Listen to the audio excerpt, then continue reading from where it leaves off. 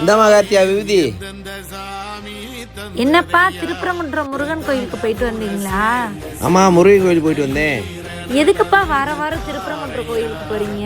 ஆமா, 6 வடையில முதல் கோயில் திருப்பரங்குன்றம் முருகன் கோயில்.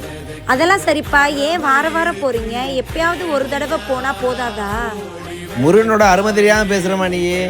அங்க போயிட்டு வந்தாதே மன நிம்மதி கிடைக்கும், நினைச்சது நிறைவேறும். தெய்வம் சக்தி வாய்ந்த முருகன். அப்படியாப்பா, இவ்வளவு விஷயம் இருக்குன்னு எனக்கு தெரியாதே, கொஞ்சம் விளக்கமா சொல்லுங்க, நான் தெரிஞ்சுக்கிறேன். முதல் படை முருகன் கோயிலை பத்தி சொல்றேன், நல்லா தெரிஞ்சுக்க. மாதந்தோறும் பௌர்ணமி அன்னைக்கு எல்லா மக்களும் மலை கோயிலை சுத்தி கிரிவலம் வருவாங்க. அது 5 கிலோமீட்டர்.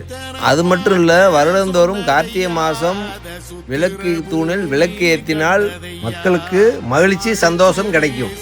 மக்களே, உங்கள் அருகில் இருக்கும் முருகன் கோயிலுக்கு சென்று வாருங்கள். எல்லாருக்கும் நன்றாக இருக்கும். உங்கள் அனைவருக்கும் முருகன் ஆசீர்வாதம் கிடைக்கும். மகிழ்ச்சியாக வாழலாம்.